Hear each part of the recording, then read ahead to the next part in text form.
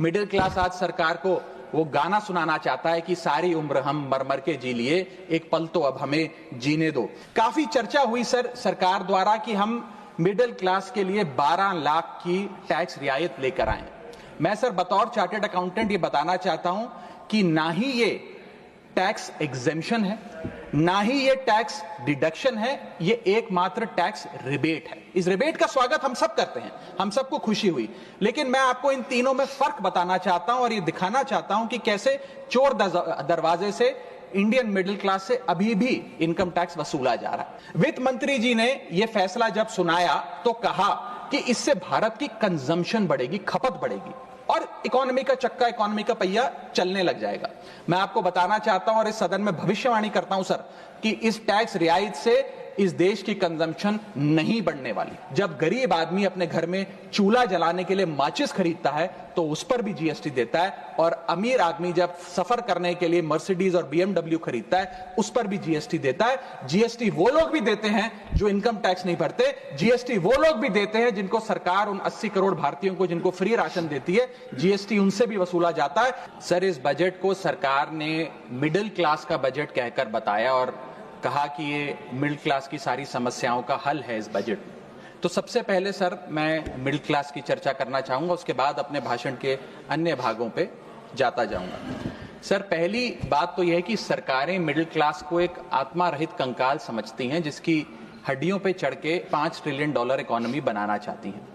Sir इस देश का मिडिल क्लास कमर तोड़ मेहनत करता है, लेकिन इस मेहनत के बावजूद मिडिल क्लास गरीब हो रहा है, अमीर नहीं हो रहा। गरीबों के लिए तो अक्सर सब्सिडीज और स्कीम्स लाई जाती हैं जो कि लानी भी चाहिए। अमीरों के लिए production linked incentives, rebate, tax incentives, न जाने क्या क्या लाया जाता है, लेकिन इस देश के मिडिल क्लास को कुछ हासिल नहीं होता। ऐसा लगता है कि सरकारें समझती हैं कि देश के मिडिल क्लास के ना सपने हैं ना अरमान है, लेकिन वो सोने का अंडा देने वाली वो मुर्गी है जिसकी गर्दन जब चाहे मरोड़ के टैक्स वसूल लिया जाए। इसी के चलते सर मैं कहना चाहता हूं कि इस देश में मांग यानी कि डिमांड इसलिए गिर रही है क्योंकि इस देश का मिडिल क्लास सिकुड़ रहा है। तमाम आंकड़े एफएमसीजी सेक्टर से लेके गाड़ी बेचने वाले कंपनियों की सेल्स के आप उठाकर देखेंगे तो वो आपको यही बताएंगे कि इस देश का मिडिल क्लास खर्च नहीं कर रहा, और खर्च इसलिए नहीं कर रहा क्योंकि उसकी जेब में आमदनी ही नहीं है। मिडिल क्लास खाली सेंसस के लिए नहीं है सर, उसके भी अपने अरमान हैं, उसके अपने सपने हैं। 1989 में यूनाइटेड स्टेट्स ऑफ अमेरिका में एक पिक्चर बनी थी जिसका नाम था Honey I shrunk the kids. मुझे लगता है भारत देश में वर्ष 2025 में पिक्चर बननी चाहिए honey I shrunk India's middle class. Sir मैं आपको साफ तौर पे बताना चाहता हूं कि मिडिल क्लास टैक्स उससे वसूला जाता है जैसे उससे किसी अधिकार से हम टैक्स ले रहे हैं और सुविधा उसको एहसान मुताबिक दी जाती है। सर नेस्ले इंडिया के अभी आंकड़े आए जो इस देश की सबसे बड़ी एफएमसीजी कंपनियों में आता है।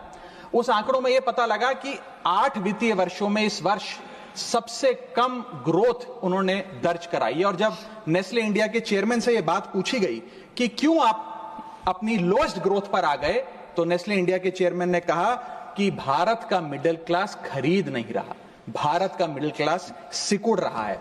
मैं महंगी गाड़ी और महंगे मकानों की बात नहीं कर रहा सर, लेकिन सस्ती गाड़ी और सस्ते मकान जो मिडिल क्लास खरीदता है उनकी डिमांड घटती जा रही है, उसकी प्रोडक्शन घटती जा रही है, जिसका सीधा इंपैक्ट हमारी इकोनॉमी पर है। काफी चर्चा हुई सर सरकार द्वारा कि हम मिडिल क्लास के लिए 12 लाख की टैक्स रियायत लेकर आए।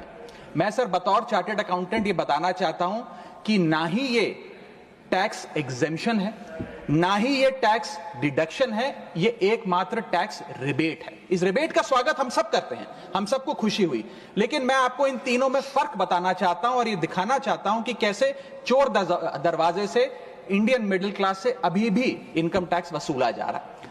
पहली चीज सर ये इनकम टैक्स एग्जेम्पशन नहीं है। एग्जेम्पशन होता है जैसे एक सोर्स ऑफ इनकम पर इनकम टैक्स लगे ही ना, जैसे कि इस देश में एग्रीकल्चरल इनकम, खेती बाड़ी से जो कमाई होती है उस पर कोई इनकम टैक्स नहीं लगता। ये वो नहीं है। ये टैक्स डिडक्शन भी नहीं है। टैक्स डिडक्शन होता है कि फर्ज करिए आपने साल में 15 लाख रुपए कमाए, इनकम टैक्स डिडक्शन आपको 12 लाख रुपए की मिली, तो 15 घटा 12 3 लाख पर आपको इनकम टैक्स देना पड़ेगा। ये टैक्स डिडक्शन भी नहीं है, ये टैक्स रिबेट है।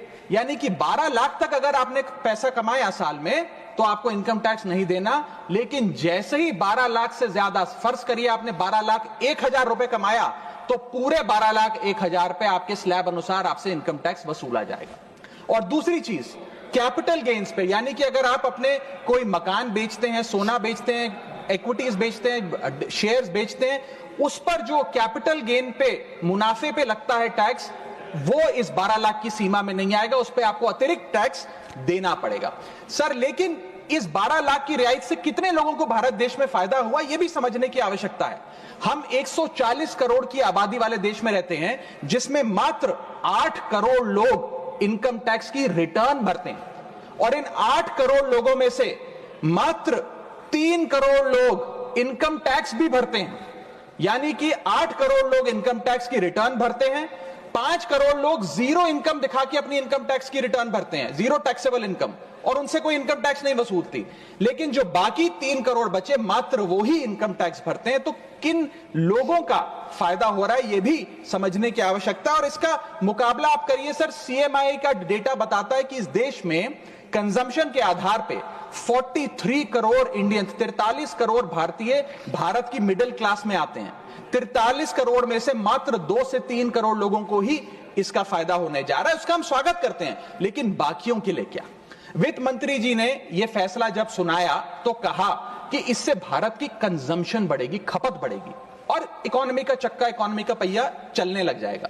मैं आपको बताना चाहता हूं और इस सदन में भविष्यवाणी करता हूं सर, कि इस टैक्स रियायत से इस देश की कंजम्पशन नहीं बढ़ने वाली।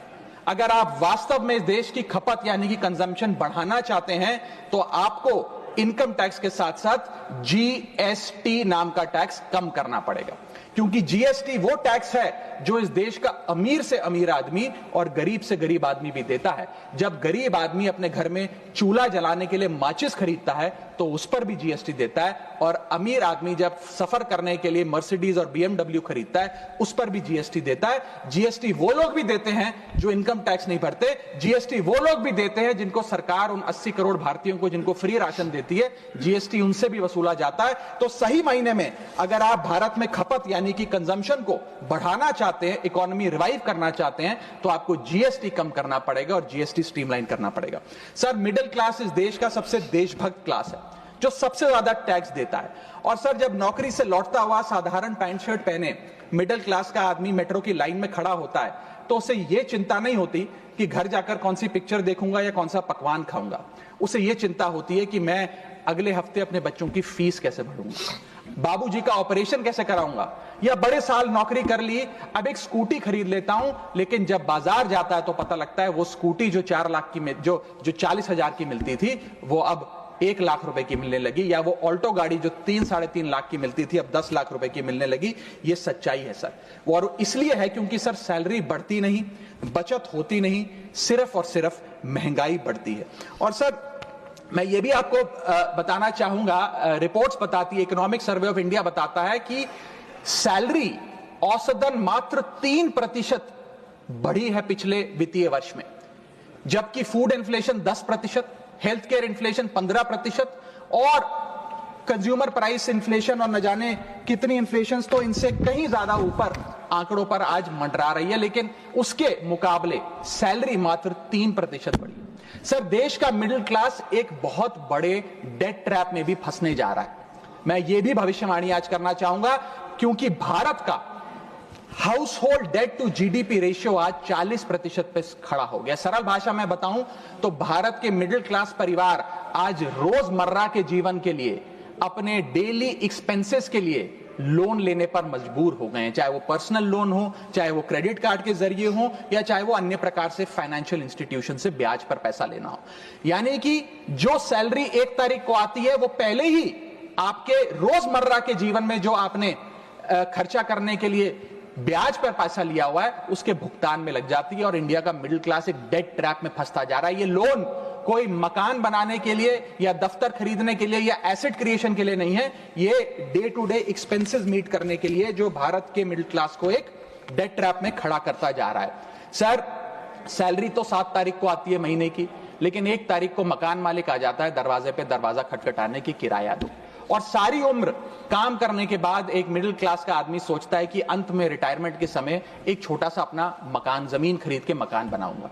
जमीन खरीद के मकान बनाना तो छोड़िए सर, आज रियल एस्टेट के प्राइसेस आपकी अर्निंग्स, मिडिल क्लास की अर्निंग्स के मुकाबले इतने ज्यादा हैं कि रिटायरमेंट 2-3 जन्म काम करने के बाद, रिटायरमेंट लेने के बाद भी शायद वो 2 BHK अपार्टमेंट भी नहीं खरीद पाएगा। इसीलिए मिडिल क्लास आज सरकार को वो गाना सुनाना चाहता है कि सारी उम्र हम मर मर के जी लिए, एक पल तो अब हमें जीने दो। सच्चाई यह है सर कि मिडिल क्लास के घरों में जब कभी शादी का कार्ड आता है तो चिंता हो जाती है कि सगन में कितना पैसा देना पड़ेगा और साथ ही साथ नया सूट सिलवाना पड़ेगा, ट्रेन का खर्चा हो जाएगा, एटसेट्रा। जदि आपंक आम भिडी भल लगा तेब आम चैनल को लाइक, शेयर और सब्सक्राइब करने को जमा भी भूलु नहीं।